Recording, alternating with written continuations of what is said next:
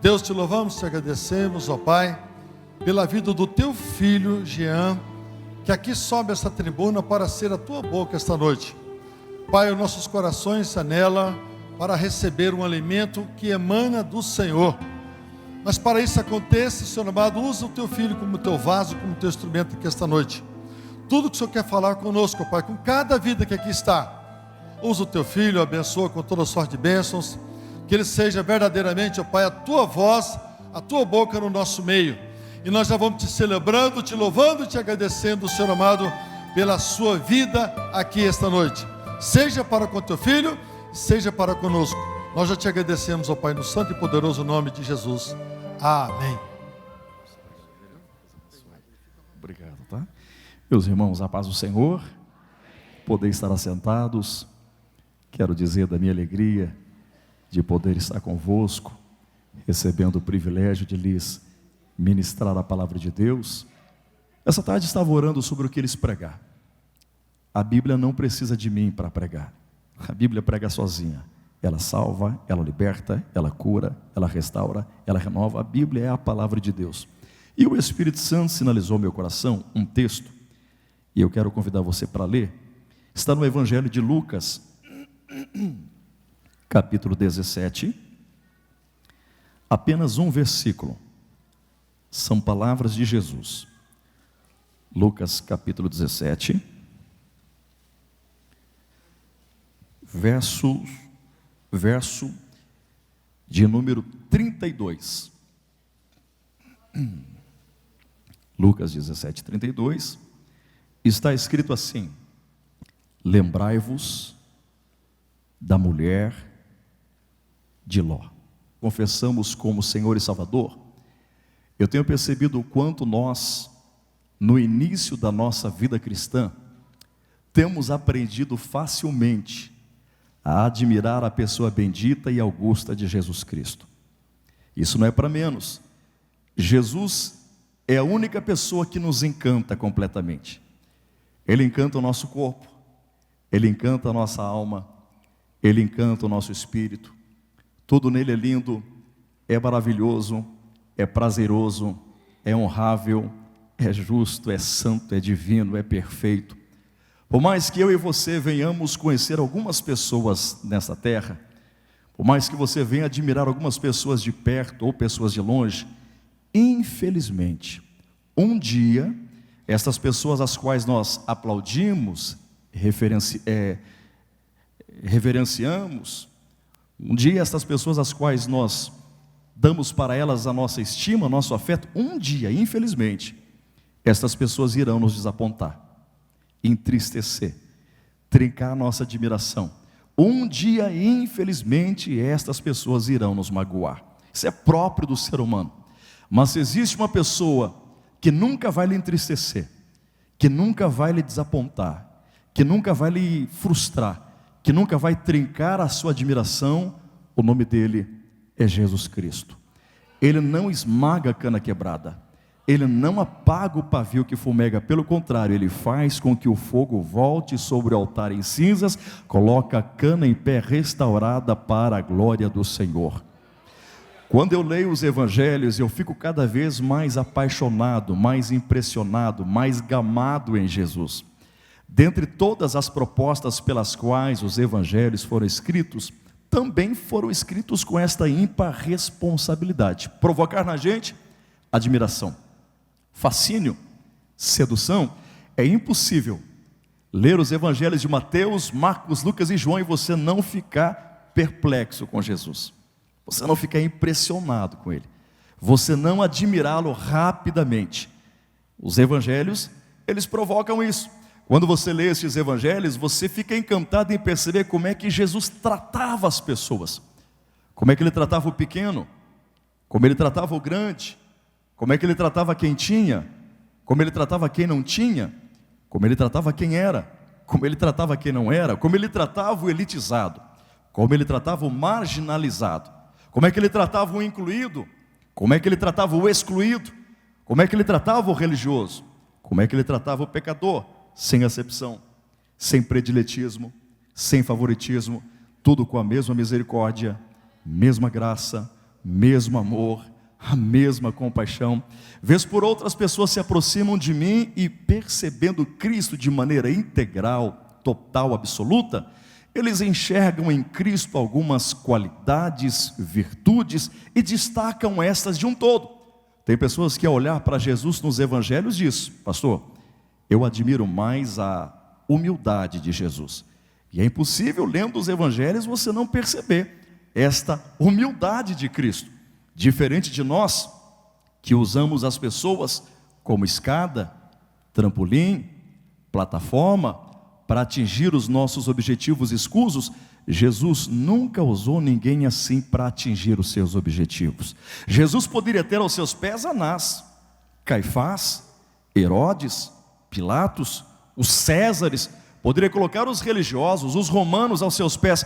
Ao invés dele colocar os homens aos seus pés, é ele que se prostra aos pés dos homens com uma bacia, água e toalha, e os lava, dizendo: se alguém quiser ter parte comigo, faça o que eu fiz agora. Ele curava as pessoas e não se utilizava de merchandise, de ibope, de popularidade, de marketing. Ele curava as pessoas e dizia: vai, glorifica a Deus, apresenta ao sacerdote e oferece a tua oferta. Ele não precisava disso. Ele foi tentado com Satanás a pular do pináculo, dando ordem aos seus anjos para que se transformassem em paraquedas e ele aterrissasse na frente do templo e todos contemplassem. Ele é o Filho de Deus. Ele não precisou isso. A única vez que ele quis estar acima dos homens foi para morrer na cruz do Calvário com braços abertos, abrindo caminho para você chegar no reino dos céus. Tem pessoas que admiram a sua autoridade, que esplêndida, autoridade sobre a morte. Ele não quer saber se Lázaro está em estado de decomposição, se já cheira mal, ele não quer saber disso. Ele exerce autoridade contra a morte, dá uma ordem para Lázaro sair, Lázaro sai vivo, ressuscitado pelo seu poder. A autoridade dele sobre o vento, a autoridade sobre o mar, a autoridade dele sobre os soldados romanos. Precisou de uma legião ir prendê-lo lá no Getsemani, no horto, no Getsemane, e ele foi obrigado a estender os braços, e quando estendeu, todos caíram com o rosto em terra, achando que sairia algum raio dos braços dele. Teve que Judas vir beijá-lo para dizer: gente, ele é inofensivo, ele é dócil, não vai fazer mal para ninguém. Olha a autoridade dele, a autoridade sobre os demônios. Quando ele colocou os pés em Gadara, os demônios à distância já disseram: Jesus, filho de Davi, porque vieste nos atormentar-nos o tempo. Autoridade sobre a morte, autoridade sobre os demônios, autoridade sobre os homens, autoridade sobre a natureza, autoridade. Tem outros que percebem uma outra qualidade em Jesus: suas palavras que não se atrasavam, que nunca se adiantavam. Quando chegava na hora certa. Tem outros que admiram seu silêncio, que às vezes falou mais alto do que as suas palavras. Tem gente que admira a sua coragem, diferente de Joana d'Arc, diferente de Tiradentes, que no processo da revolução tiveram que morrer. Jesus não. Jesus nasceu com um único propósito: preciso morrer, preciso morrer, preciso morrer. Ele nasceu procurando a morte para poder nos dar direito aos céus. Se você me perguntar: e você, pastor Jean, o que é que você mais admira em Jesus? Eu, dentre todas as virtudes que ele tem, eu admiro a sua sabedoria. Quantas vezes os fariseus, herodianos, saduceus se aproximavam dele e com perguntas capciosas, malignas, cheias de arapuca, de conspiração, faziam perguntas para Jesus, não no desejo de assimilar pedagogia, não no desejo de aprender alguma coisa. Faziam perguntas para que ele fosse flagrado na lei, para que ele infringisse algum dos estatutos dos homens, ou mesmo da lei de Moisés. E muitas vezes, quando esses perguntavam algo para Jesus, ou Jesus respondia perguntando, ou perguntava respondendo, mas quando ele falava, dava um nó reflexivo na mão dessa cambada toda, e eles eram obrigados a dizer: nunca vimos tamanha sabedoria assim. Gente, esse texto que nós acabamos de ler, de Lucas 17:32, é uma prova irrefutável da sabedoria de Jesus. Por quê? Pode perceber, esse é um ano político, você vai perceber muito isso. Perceba, os homens falam, meu povo, minha pova, aquela coisa toda. Falam, e quase sempre eles nunca dizem nada. Falam muito e não dizem nada. Jesus, com pouquíssimas palavras aqui, está dizendo tudo. econômico no falar, mas profundo na revelação. Está dizendo tudo o que eu e você precisamos saber para participar do reino de Deus na terra. O que é esse participar do reino? O que é estar inserido no reino de Deus na terra? Em primeiro lugar, é viver uma vida abundante na terra. Participar do reino de Deus é viver uma vida abundante. Segundo, é ter certeza de vida eterna nos céus. Evangelho de Jesus é bênção na terra e certeza de salvação. Evangelho que só prega bênção na terra não é evangelho genuíno. Evangelho que só prega os céus não é evangelho genuíno. Evangelho genuíno prega a bênção de Deus na terra e vida eterna nos céus. Jesus está aqui uma semana antes da morte. Ele reúne os seus discípulos, seus quase formandos no apostolado. E ele disserta mais ou menos o seguinte: Pedro, Tiago, João e os demais, se vocês quiserem ser muito abençoados na terra, e se vocês quiserem não perder a vida eterna nos céus, eu preciso que vocês façam uma coisa. Escute, esta é a sua penúltima sexta em vida.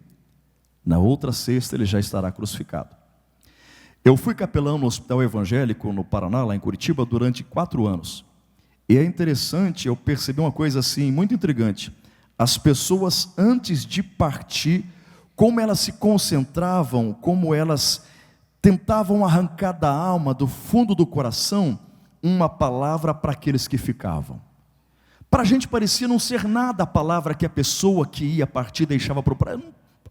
Mas para ele era a palavra mais importante.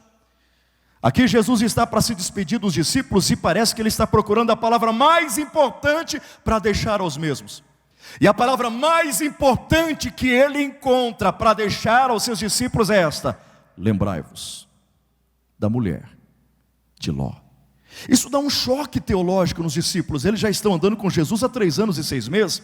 Então eles aprenderam com o Theo da teologia, eles aprenderam com Jesus tudo. Se você mencionasse sobre José, Isaac, Abraão, Moisés, Josué, eles sabiam quem eram, ligariam as pessoas, as suas histórias, biografias. Aí Jesus diz: querem ser abençoados na terra? Quem é que não quer? Querem ter certeza de vida eterna nos céus? Queremos, Senhor. Eu só preciso que vocês façam uma coisa. Pois não, mestre, eu preciso que vocês se lembrem. E eles, quem sabe, de Abraão, de Moisés, de Josué, de Davi. Lembrem-se, e ele diz, da mulher de Ló. Hã? O Senhor está querendo que a gente seja abençoado na terra e não perca a vida eterna, se lembrando dessa mulher que nem nome tem, recebe o apelido do esposo. O esposo dela é Ló, mulher de Ló, que tinham 2 filhas. O Senhor quer que a gente se lembre dessa mulher que se converteu, mas não foi para o céu porque se converteu em estátua de sal. O que deve passar na cabeça deles foi o seguinte: por que se lembrar dessa mulher? Como é que a gente vai ser abençoado e não perder a vida eterna lembrando dessa mulher? A pergunta é intrigante, mas a resposta é tão simples quanto simples é o Evangelho de Jesus. Por que será que Jesus queria que eles se lembrassem dela? Por uma razão muito simples: só para não fazer o que ela fez. Se você não fizer esta noite o que a mulher de Ló fez, vida abundante de Deus para você na terra e certeza de vida eterna nos céus. Pastor, como é que eu vou desfrutar com a minha casa, meu casamento, meu lar, meu ministério, minha empresa, minha vida, uma vida abundante na terra? Não faça o que a mulher de Ló fez. Pastor, como é que eu vou ter certeza que o meu nome vai estar escrito sempre no livro da vida? Não faça o que ela fez. Se você não fizer o que ela fez, está abençoado. E o que é que ela fez, pastor Jean, que eu não posso fazer? Número 1, não troque futuro de Deus pelo teu passado. Quer ser abençoado na terra? Quer ter direito à vida eterna nos céus? Não troque futuro de Deus pelo seu passado. Pastor, essa mulher trocou o futuro de Deus pelo passado dela? Sim. Então, pastor, por mais irracional que seja, será que o passado dela era agradável, satisfatório, maravilhoso? Para mim não existe passado agradável que me leve a trocar o futuro de Deus para a minha vida. Não existe. Mas será que era? Não, gente. O passado dessa mulher era caótico, triste, lamentável, opressor, passado de humilhação, de angústia, de desespero. Essa mulher com o seu esposo Ló e as suas filhas foram morar em Sodoma, próximo de Gomorra. Todas as vezes que a palavra Sodoma e Gomorra aparecerem na Bíblia, aparece saindo da boca de Deus com rechaço, com repúdio, com nojo. Deus, quando fala de Sodoma e Gomorra, ele não fala, ele não se sente bem quando fala. Olha que coisa tremenda. Ló e a sua esposa ficaram 20 anos em Sodoma como missionários. 20 anos como missionários e nunca ganharam ninguém para Deus. Nunca influenciou ninguém para Deus. Muito pelo contrário, eles estavam sendo influenciados por Sodoma e os seus pecados. Só por isso, só por esse currículo de frustração, de fracasso, de serem missionários não produtivos, não fecundos, só isso faria com que eles abraçassem o futuro de Deus, deixando esse passado triste para trás. Deus chega a dizer o seguinte: eu não acredito que o que está subindo de Sodoma, as minhas narinas, é o que eu penso. Eu vou descer, e se aquilo que está subindo das minhas narinas é o que eu penso, eu vou destruir esta cidade. Quando Deus desce em Gênesis 18, diz a Bíblia, e Deus viu que eram 3 vezes pior do que ele pensava. Essa cidade era tão terrível, gente, escute isso, que Deus enviou para lá 2 anjos. Os anjos chegaram a Sodoma. Do menor sodomita ao maior, todos olharam para os anjos, perceberam que os 2 eram anjos, seres angelicais, seres divinos, entenderam que eram anjos, e mesmo assim, os sodomitas tentaram violentar sexualmente os anjos. Imagine onde é que Ló, a sua esposa e as filhas estavam, um lugar de opressão, lugar de imoralidade, um lugar de devassidão, lugar de angústia, lugar de peso. Como Deus não gosta de ver ninguém passando por uma situação como essa, como Deus não gosta de ver ninguém na sarjeta, na míngua, na angústia, no desespero, debaixo de tristeza, Deus então envia 2 anjos. Os anjos chegam lá com uma nobre incumbência, se apresentam a Ló e diz: Ló, nós somos anjos, mensageiros de Deus, e nós temos uma proposta de Deus para você, sua esposa e suas filhas. Pois não, senhores anjos, podem falar. Deus quer livrar vocês dessa vida.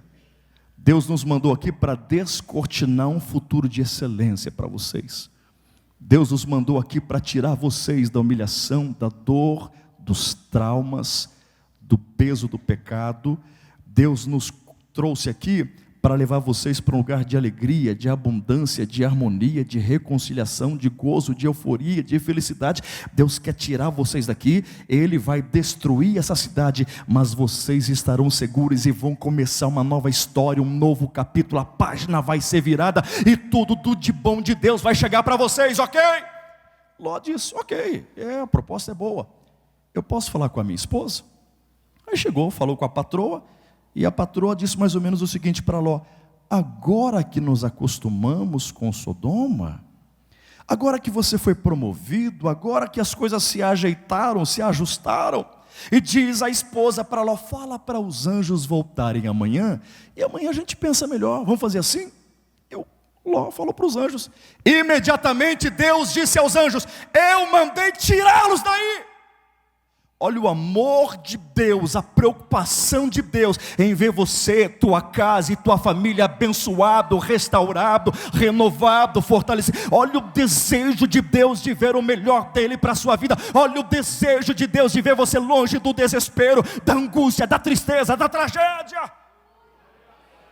Um anjo pega na mão de Ló, o outro anjo pega na mão da mulher. Se tivesse patins daquele tempo era mais fácil, né? Para puxar. E vai, os anjos puxando. Vamos Ló, vamos Ló, vamos Ló, vamos, sai daí que Deus quer te abençoar, rapaz. Vamos que Deus quer te dar vitória, quer te dar conquista, quer te dar triunfo. Vai mudar a tua história, vai mudar a tua vida, a vida da tua família. Vamos embora. Enquanto os anjos estão puxando Ló e a esposa acho que deveria saber de jiu-jitsu, soltou da mão do anjo, olhou para trás e morreu, transformada numa estátua de sal. Deus abrindo um futuro para aquela família, Deus concedendo-lhe uma nova história, Deus preparado para escrever um novo capítulo, Deus preparando para eles do bom e do melhor, Deus preparando uma vida saudável, de alegria, de harmonia, de reconciliação, de perdão, de cura, de restauração. E a mulher disse não, para o futuro de Deus. Eu estou pregando para pessoas aqui que, quem sabe, estão como esta mulher aqui, presos, acorrentados, confinados a um passado de dor, a um passado de angústia, a um passado traumático, e você não consegue abraçar o que Deus tem para a sua vida. Quando essa mulher olhou para trás, ela perdeu o seu casamento, ela perdeu as suas filhas, ela perdeu os seus sonhos, ela perdeu os melhores dias que Deus tinha para a vida dela. Ela abriu mão, porque ficou presa ao passado. Satanás é especialista, expert em nos prender ao passado. Ele é especialista em abrir covas morais e jogar na nossa cara os erros, tropeços, deslizes, os erros, os traumas, as falhas. Quando você começa a enxergar uma luz no fim do túnel, uma possibilidade de mudança, de avanço, de progressão, de desenvoltura, de mudança de vida, ele vem de maneira radilosa e joga o passado na tua cara, dizendo que para você não tem jeito, para a tua casa não tem jeito, para o teu casamento não tem um jeito, para a tua empresa não tem jeito, para o teu ministério não tem jeito, e você fica preso, refém, acorrentado a um passado de dor. Eu perguntei, Senhor, por que essa mulher trocou o teu melhor pelo passado? E o Espírito Santo me disse, Jean, ela trocou o futuro de Deus por causa das decepções do passado. Queridos, as decepções do passado têm o poder de roubar de nós a expectativa de um futuro melhor. Tem pessoas que não conseguem ser felizes no casamento porque estão presos às decepções do passado. Tem pessoas que não conseguem ser um empresário melhor porque no passado tiveram um problema, faliram, quebraram e acham que se tentar ousar outra vez vai acontecer a mesma coisa. Pessoas estão presas, acorrentadas.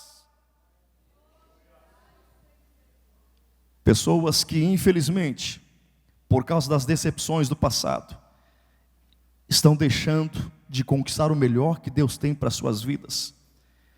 As decepções do passado nos atrapalham de ser felizes, gente. As decepções do passado nos atrapalham de nós sermos melhores, sermos mais fecundos. Eu não estou nem aí se Satanás é especialista em trazer passado. Eu vim aqui para te pregar no nome de Jesus, e Ele é especialista em trazer futuro. Eu vim dizer para você, não importa se deu errado lá atrás, eu vim dizer para você que vai dar certo lá na frente.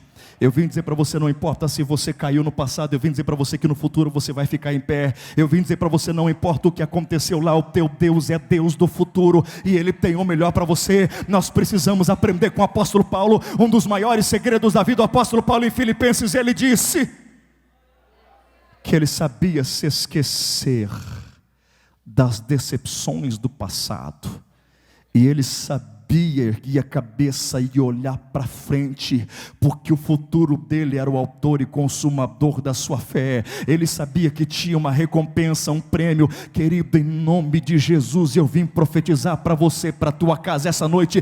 Deus tem um futuro lindo para você, Deus tem um futuro lindo para a tua família, Deus tem um futuro lindo para você. Abra mão do passado e aproveite o futuro que Deus tem para você.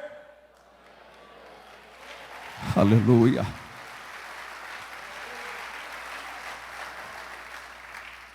Não adianta chorar pelo leite derramado, gente. O relógio não gira ao contrário. O que passou, passou. Passou. Ah, mas se eu tivesse feito, se eu não tivesse feito, se eu tivesse comprado, se eu tivesse vendido, se eu não tivesse ido, se eu tivesse ido, se eu tivesse falado, se eu não tivesse falado, se eu tivesse entrado, se eu tivesse saído, não adianta, passou. O apóstolo Paulo aos Romanos, ele diz que nada pode nos separar do amor de Cristo. Aí ele diz que nem morte, nem fome, nem perigo, nem espada, nem nudez, nem tribulação. Aí ele diz, nem profundidade, nem altura, trocadilho, nem presente, nem porvir. Olha só, ele diz que o presente não me separa de Cristo. Ele me diz que o futuro não me separa de Cristo. Por que ele não mencionou o passado?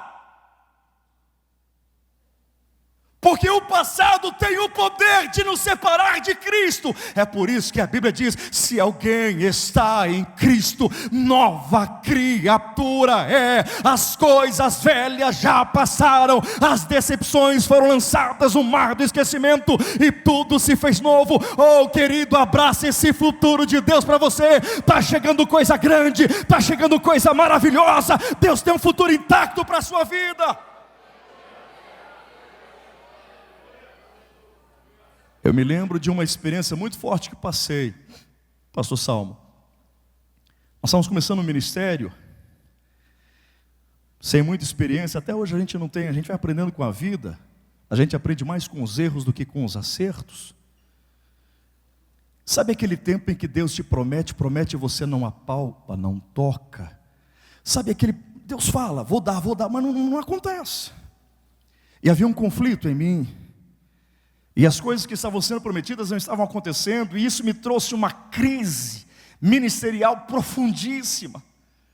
Pedi oração, chorei, jejuei, orei, passei madrugada orando e nada, porque quando Deus fica em silêncio, não adianta, irmão, não adianta. Eu lembro que eu disse para minha esposa assim, falei, amor, eu tenho que pregar hoje, mas eu não consigo ir, que dor, que angústia, o peito parece que vai rasgar. Ela falou, não, você tem que ir. Eu falei, mas você tem que ir. É teu compromisso. Eu falei para ela assim, se Deus não falar comigo hoje à noite, amanhã eu vou me apresentar ao meu pastor, e eu vou dizer para ele, não leva a mal não, pastor, mas encerra por aqui, para aqui. Aí eu preguei aquela noite, de forma irônica, sobre o Deus que tem o poder de tornar o impossível possível aquele que crê. Preguei para mim, eu me converti, eu fui restaurado, eu fui renovado, eu fui fortalecido, mas Deus não falou comigo através de quem eu esperava que Ele fosse falar. Alguém chegasse e falar assim, diz o Senhor, não. Nem fiz o apelo, gente, nem pedi para o povo ficar em pé, terminei de pregar, Deus abençoe vocês, e sentei. Falei, a última vez que eu preguei, Deus não falou, acabou. Contrato, acabou, viu?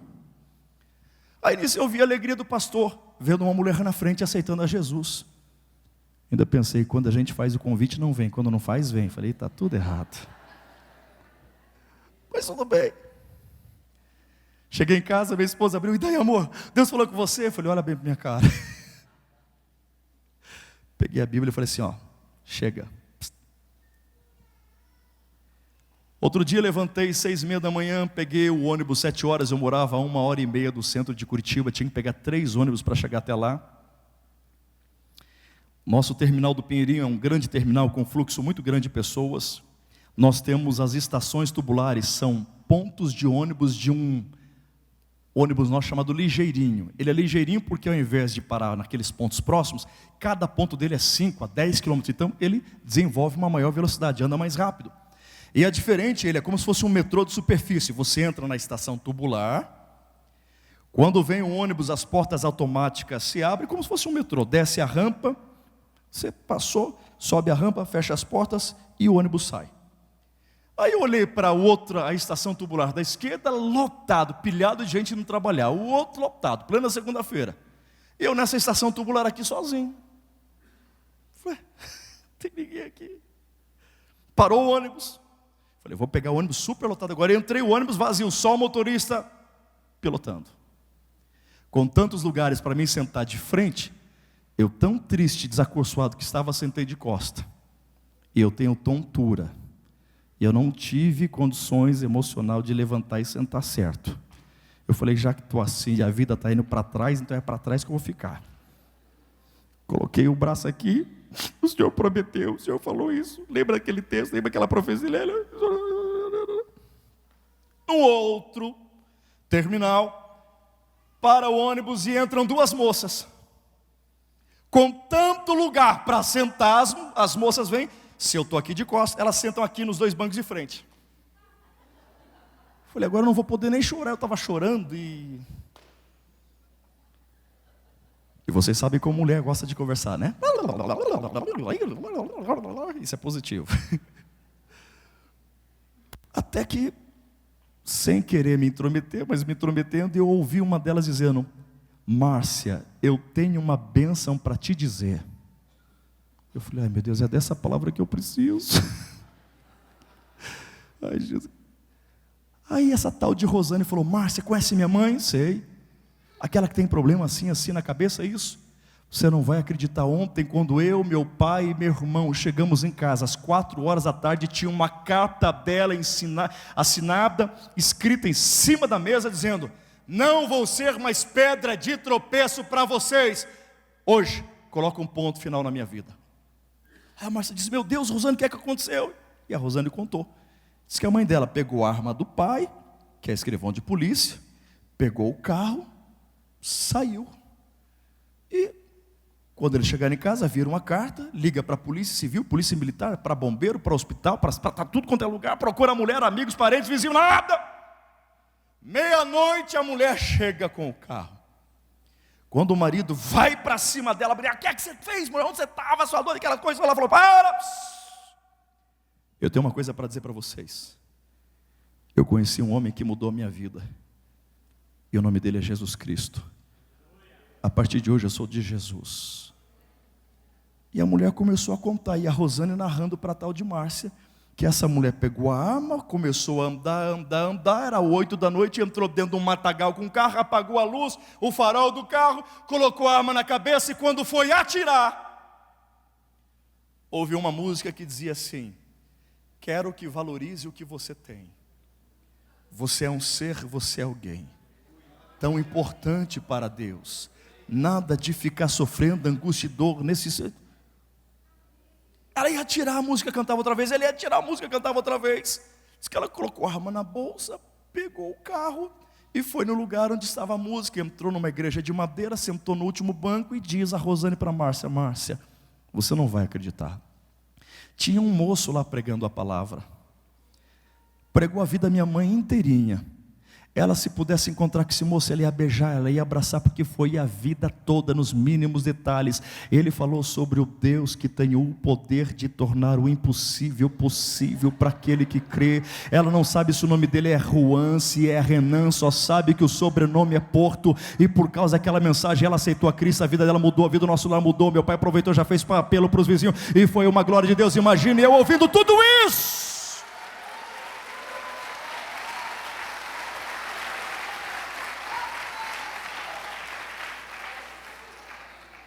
Aleluia. Eu levantei, eu queria falar para elas que era eu não conseguia. Saía lágrima com língua estranha misturada, e elas olhando para mim assustadas, enfim, não consegui falar. Mas o Espírito Santo disse: Jean, entre quase 2 milhões de habitantes, com mais de 80 e poucos terminais, com mais de não sei quantos ônibus, eu coloquei você no horário certo, no lugar certo, para dizer que você pode até desistir de mim, mas eu não desisto de você. Deixa esse passado e eu tenho um futuro lindo para a sua vida. É isso que Deus está me fazendo falar para você com temor e tremor. Tua história vai mudar, tua vida vai mudar. Jesus tem o poder de trazer futuro. Chega de passado em nome de Jesus. Para terminar, o que mais, pastor, que ela fez que eu não posso fazer?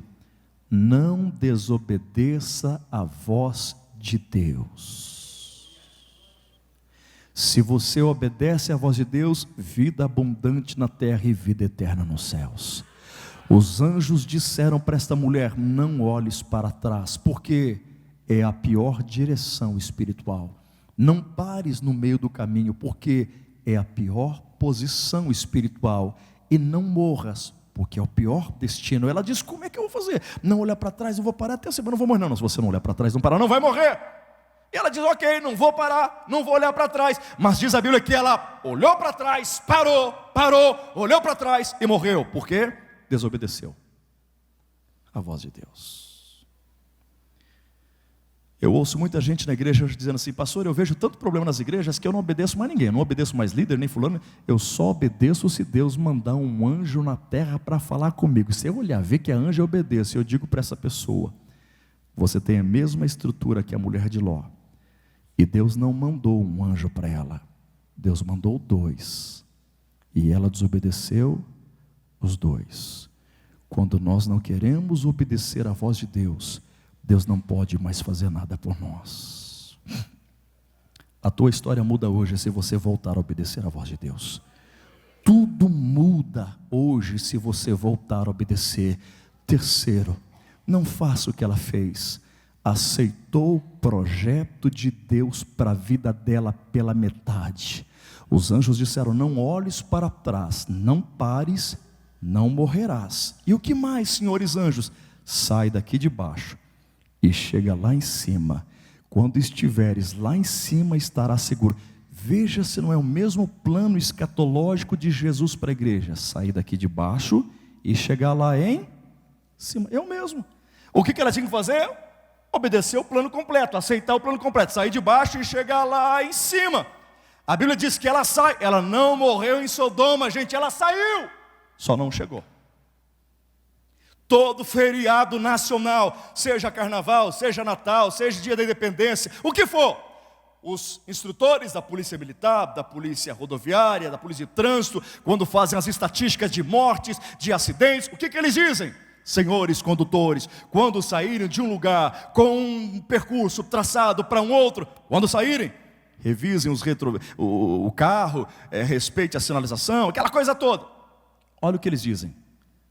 A maioria dos acidentes, 85% dos acidentes, acontecem quando a pessoa está próxima do seu destino de chegada. 85% dos acidentes. Por quê? Porque a pessoa sai concentrada, compenetrada, respeitando velocidade, tudo direitinho, beleza, tudo certinho. Vou fazer 300 km, 300 km, 300 km, 300 km, falta 5, já fiz 295, falta 5, então eu já cheguei. Não chegou! Quase cheguei, mas não chegou, quase não é chegar. As pessoas relaxam, se distraem, desconcentram. Gente, para terminar, nós estamos na reta final. Não abaixe a tua guarda. Não se distraia com nada em nome de Deus. Não perca o foco, continua. É hora de acelerar, é hora de marchar. É hora de orar mais, jejuar mais, de clamar mais, de buscar mais. Pelo amor que é em Cristo Jesus. Não para. Não relaxe, não tente ficar com a mão no volante e mexer. Não. O que aconteceu com ela? Se transformou no quê? Estátua de sal. Veja se você já parou no meio do caminho ou está continuando. Pastor, como é que eu vou saber se eu parei no meio do caminho? Vê se você já se transformou em estátua. Alguém já viu aqui estátua glorificando a Deus? Estátua chorando na presença de Deus? Estátua dizendo que ama a Deus? Alguém já viu? Como é que é a estátua? Olha para o lado esquerdo ou direito.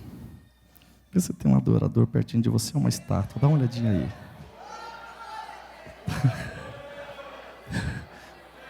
Para terminar, eu estava na 15 de novembro em Curitiba, Rua das Flores. Quando for lá, é lindo, conheçam Rua das Flores, é lindo. Aí, meu filho Lucas, tinha 5 anos de idade. Um homem assim, todo pintado de cinza, de chumbo. E o Lucas chegou e falou: pai, olha só, num frio, e ele ali. E o Lucas olhando para ele ali. E o Lucas começou: vem! E ele nada. O Lucas falou: pai, gostei desse número do cara aí. Dá uma moedinha para ele. Eu falei: não, você tem tua moeda, dá você. Ele tirou a moedinha dele, colocou 25 centavos na cambuquinha, na vasilha. E o estátua falou para ele assim: muito obrigado. E depois ficou ali. Na hora o Espírito Santo falou ao meu coração: 25 centavos fez com que aquele rapaz deixasse de ser estátua, abrisse a boca para agradecer. Tem gente que na igreja, mesmo sabendo que Jesus morreu por ele, deu a vida, livrou do pecado, do inferno, de enfermidades, não é capaz de abrir a boca para glorificar aquele que merece toda a honra e toda a glória. Todo espírito de estátua vai bater retirada essa noite em nome de Jesus. Por último, primeiro, não troque o futuro pelo passado. Não desobedeça a voz de Deus. Não aceite o projeto de Deus pela metade. Por último, não faça o que ela fez o quê? Disse não a única oportunidade de restauração que Deus deu para ela. Quando nós chegarmos aos céus,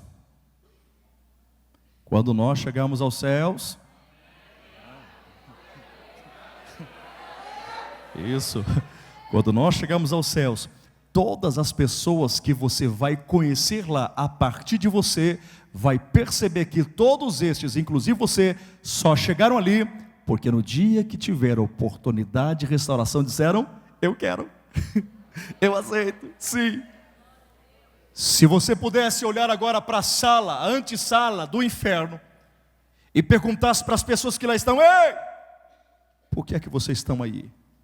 Todos esses iriam dizer agora, porque um dia, de uma maneira ou outra, Jesus nos deu oportunidade de restauração, e nós dissemos, não precisamos, não queremos. Aceite a restauração de Deus. Vai ter vida abençoada na terra, vai chegar aos céus. Quem mais pregou sobre o inferno foi Jesus. Por que das mensagens de Jesus ele pregou 65% sobre o inferno? Porque o desejo dele é que ninguém se perca. O teu lugar não é o inferno, o teu lugar não é. O teu lugar e da tua casa é os céus. E eu profetizo que você e a tua casa vão dizer, nós servimos ao Senhor. Amém, gente? Esteja em pé, por favor.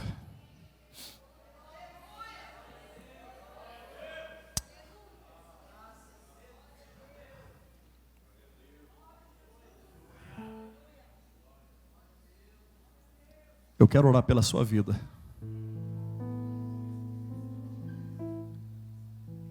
Quem sabe o passado tem te prendido,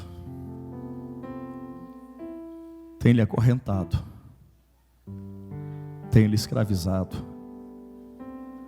Aqui não existem anjos pregando para você, dizendo que Deus te preparou um futuro, mas tem a própria palavra dele dizendo para você, deixa esse passado, eu tenho algo melhor para a tua casa, para o teu casamento. Deixa isso, o que passou, passou. Esquece. Tudo novo a partir de hoje. Não importa onde você foi, importa onde Deus vai te levar a partir de hoje, em nome de Jesus. Volte a obedecer a voz de Deus e vai dar tudo certo. Aceita o projeto dele completo e vai dar tudo certo. Deus está te dando uma oportunidade de restauração esta noite. Diga, eu quero. Você não sabe o dia do amanhã. Deus está te dando hoje. O hoje é decidido por você agora através do livre-arbítrio. Diga, eu quero, Senhor. Deixa eu perguntar aqui. Tem alguém essa noite que quer voltar para Jesus? Tem alguém aqui essa noite que quer retornar para a casa do Pai? Se tem alguém que quer retornar, deixar o passado, abraçar o futuro, obedecer a voz de Deus, o projeto dele pelo completo. Se tem alguém que quer a restauração de Deus, voltando para Jesus, apenas faça assim com a mão, pastor. Eu quero voltar para Jesus essa noite. Deus te abençoe. Uma vida ali é voltando para Jesus. Tem mais alguém voltando para Jesus? Deus te abençoe. 2 vidas voltando para Jesus. Tem mais alguém voltando para Jesus? 3 pessoas, Deus te abençoe. 3 pessoas voltando para Jesus. Os céus estão em festa neste momento agora. Quem sabe eu estou pregando para um amigo, para uma amiga, que ainda não entregou o seu coração para Jesus. Pastor, o que eu preciso fazer? Só confessar com os teus lábios, Senhor, seja Senhor e Salvador da minha vida. E imediatamente você passa a ser templo do Espírito. O teu nome é escrito no livro da vida. e você está preparado para os céus.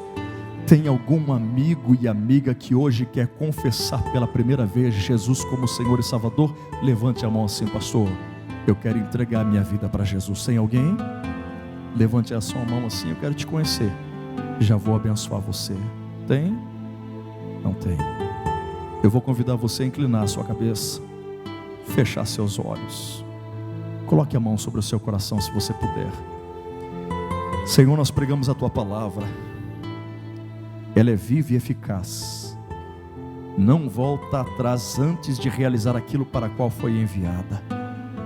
O Teu Espírito, que é aquele que convence e persuade o homem do pecado, juízo e justiça, trabalhou nos nossos corações, e nós entendemos que esta noite a nossa missão é de não fazer o que esta mulher fez, é abrir mão do passado e abraçar o futuro que o Senhor tem proposto para cada um de nós. Nós aceitamos o Teu futuro, nós aceitamos o Teu melhor para a nossa vida. Nós não estamos mais presos, acorrentados ao passado.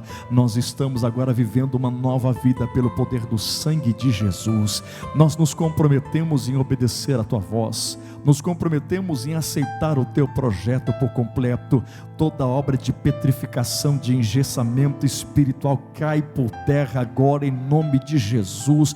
Toda a cimentação do coração, coração de pedra, se transforma em coração de carne. A sensibilidade espiritual volta agora, Senhor. A indiferença cai por terra, a frieza cai por terra, a dureza de coração cai por terra agora. Senhor, nós estamos rendidos ao Teu Espírito. Espírito Santo, é o Senhor que manda em nós, é o Senhor que comanda a nossa vida, é o Senhor que nos guia por toda a verdade. Senhor, nós dizemos sim de peito aberto, aceitamos esta oportunidade de restauração. Nós queremos, anelamos, desejamos, assim seja para a Tua glória.